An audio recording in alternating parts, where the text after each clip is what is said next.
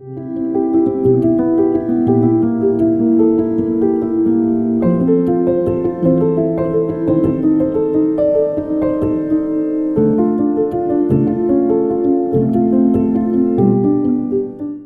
this edition of Lexington Now, a push for the expansion of Flock's camera system, food for fines, and we need your input on a new park.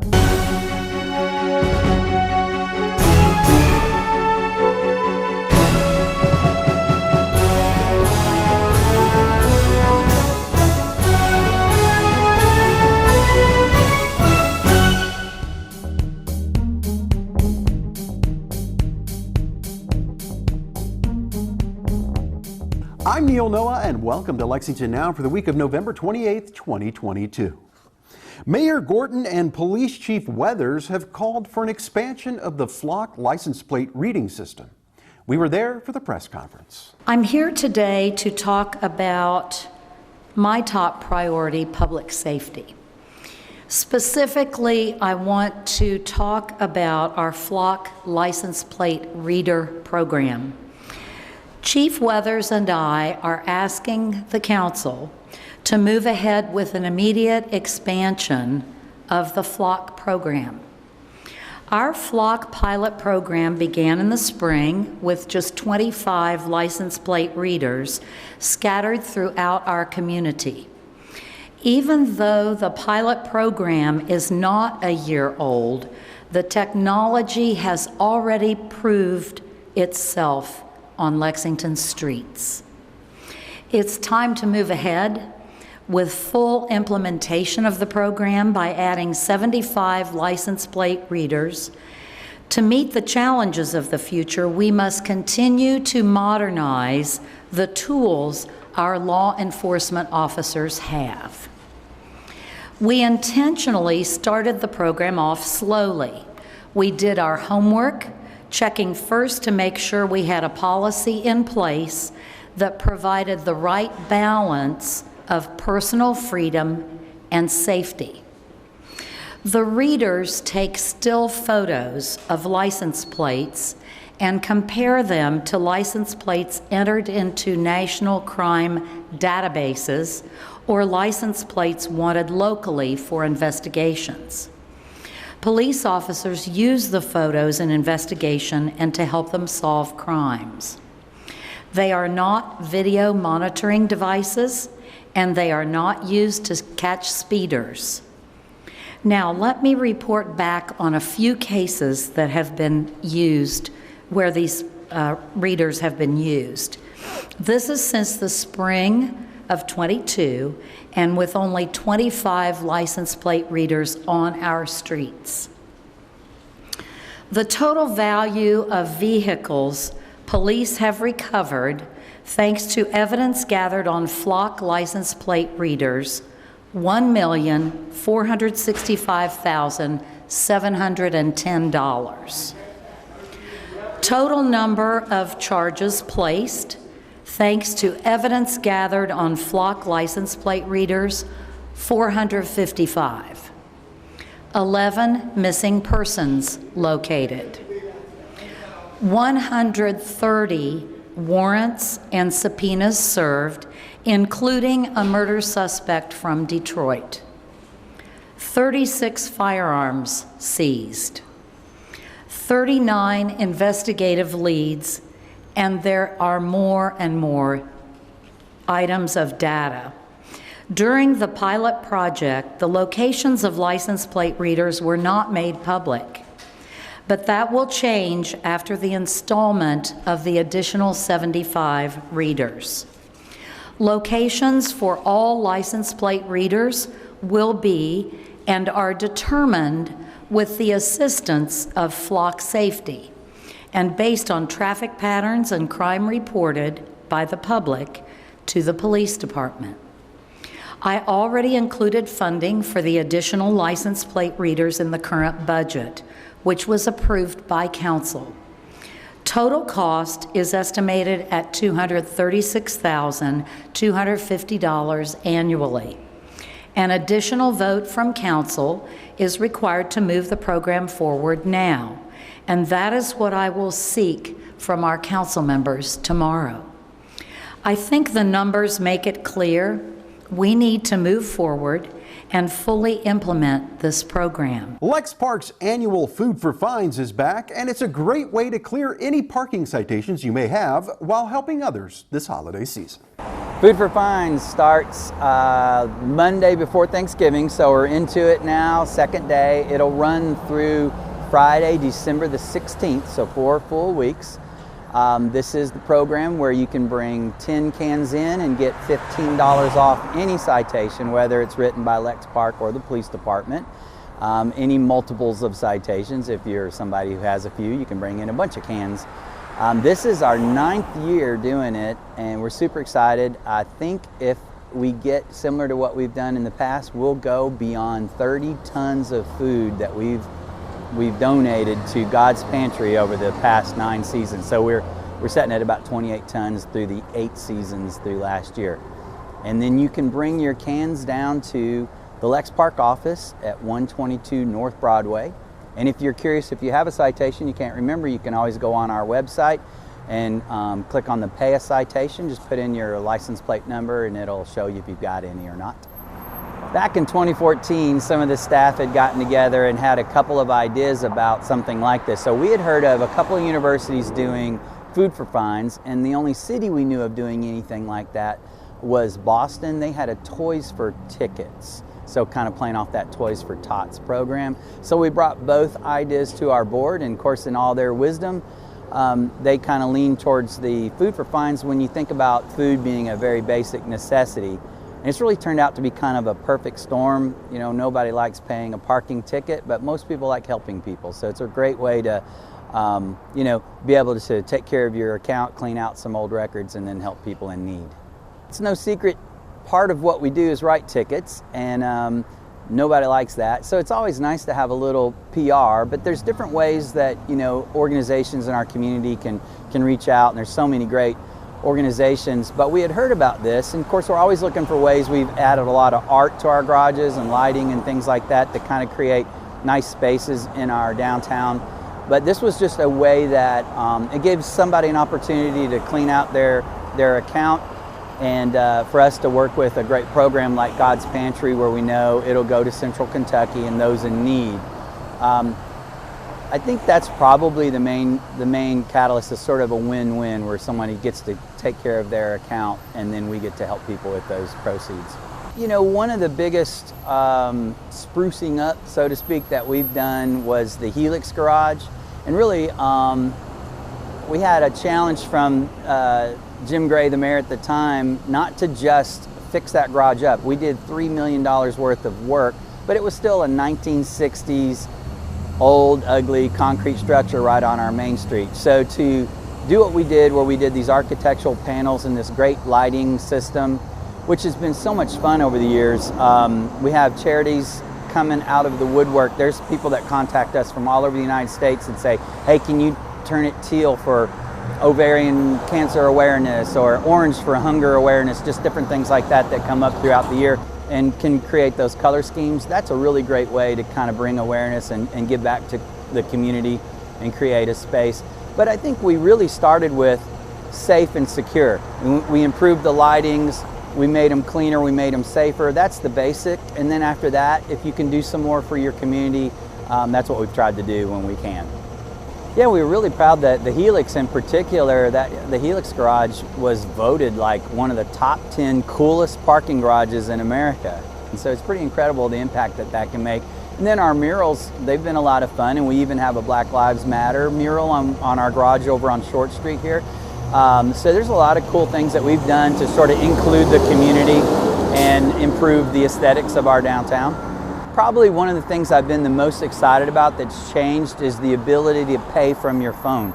And we've had pay by phone on street for a long time, but now we have these reservations that you can do in the garages. So if you're going to the Opera House or a game at Rupp Arena, you can go online and reserve your parking and get that taken care of ahead of time. And our gates will read QR codes. So you just come up, point your phone at the gate system, gate comes up, and you can go on your merry way. So that's been a really cool, and in this sort of, in light of the pandemic, being a little more touchless and frictionless, is what we really try to roll out with a lot of our software and hardware applications. Our website is lexpark.org. You can also follow us on Instagram. We've got a lot of fun stuff on there.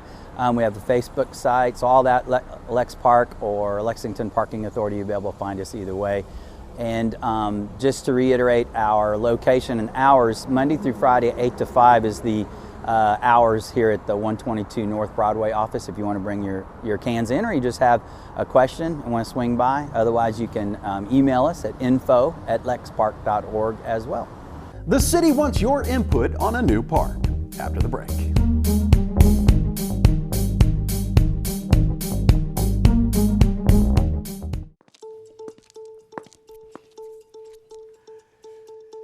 It's time.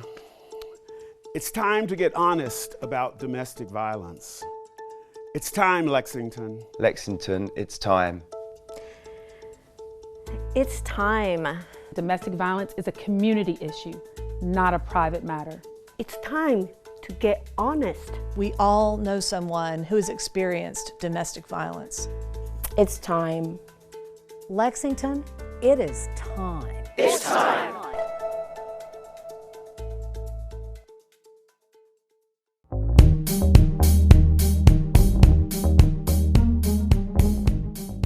Welcome back to Lexington Now. A new park is being planned at Cardinal Run North, and the city is looking for residents' input. Here's more. Cardinal Run Park is 137 acres that the city owns, located between Versailles Road, Parker's Mill, right outside of New Circle. And the city has owned it since 1997, and we're excited to be now developing this park. The city has owned the property since 1997. And optimistically, we did in 1998 do a master plan calling for a well-balanced range of activities, just a basic community park. That plan was never acted on, never funded, and so we are revisiting that now that we do have funding. So planning is going to take about another 6 months. So well into 2023, we're going to be working on the final plans, creating construction documents, bidding it out.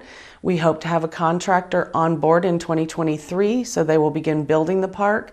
So building a park this big takes a little while, so we're probably not going to open the park until well into 2024. So Parks and Recreation has the honor of being in the lead here. We've hired consultants, Branstetter Carroll, a local landscape architectural and park planning firm, and they are partnering with us to engage state offices. So Kentucky Transportation Cabinet is involved with our entrance on Parker's Mill.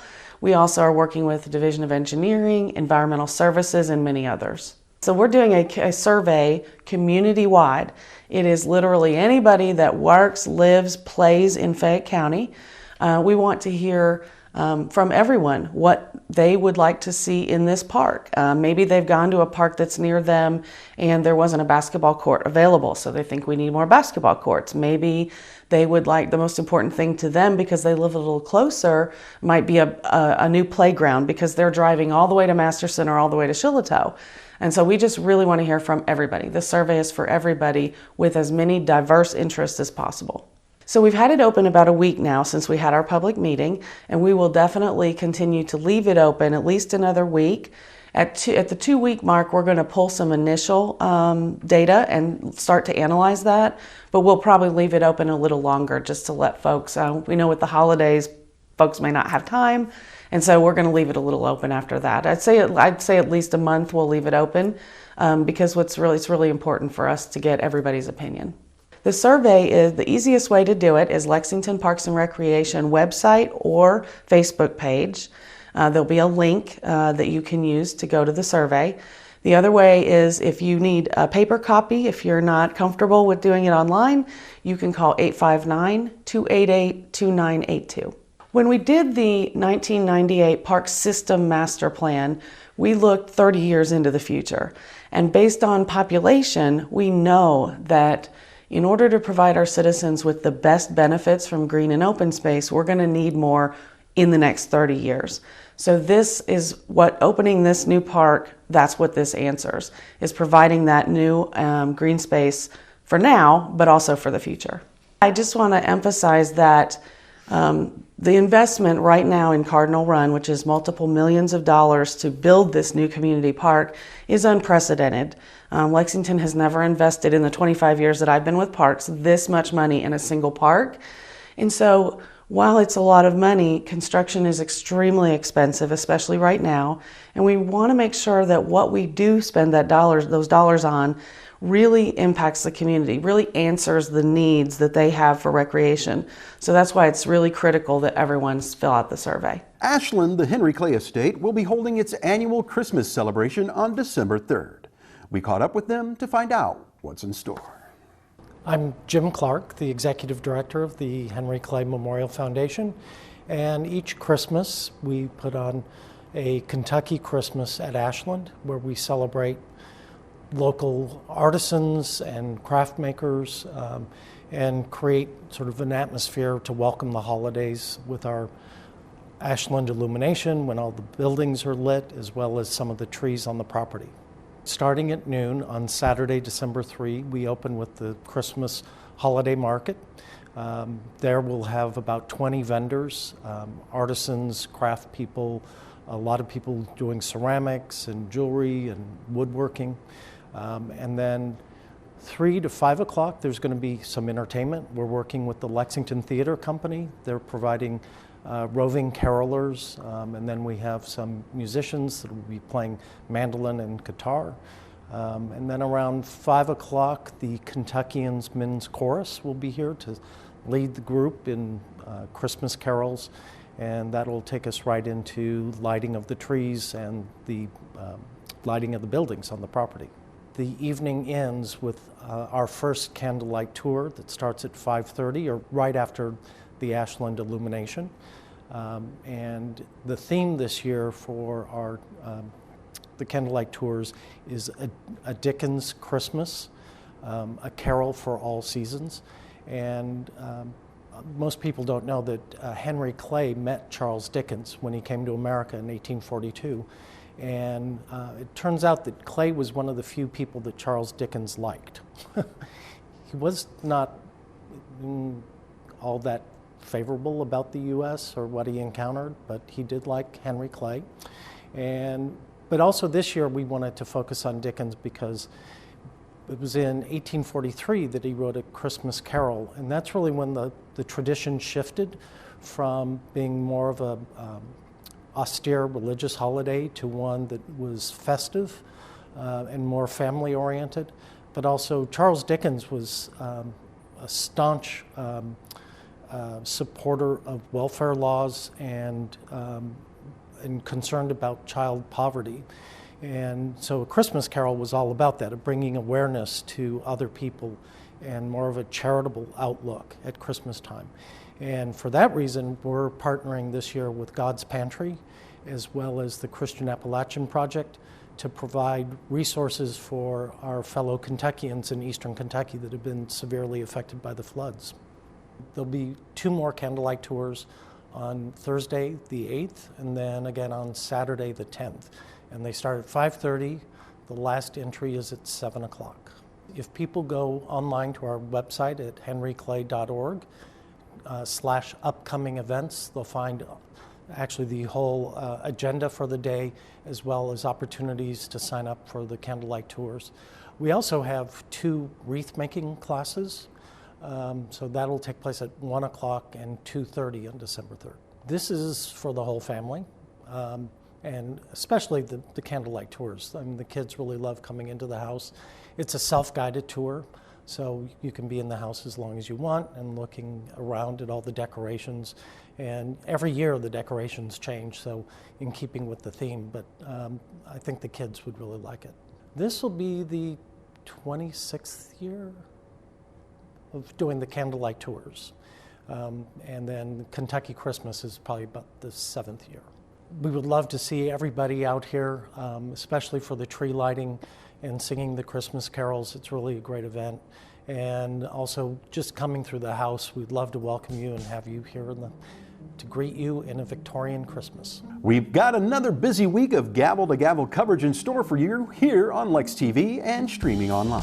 And remember, for the most accurate and up-to-date information on all city business, check out our website at lexingtonky.gov. Here's this week's meeting coverage.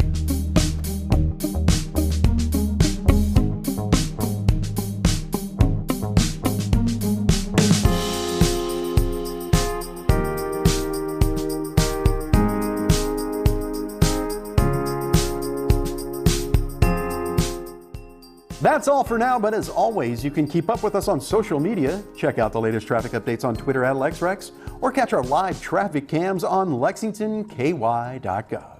For all of us at Lex TV, I'm Neil Noah, and that's it for now.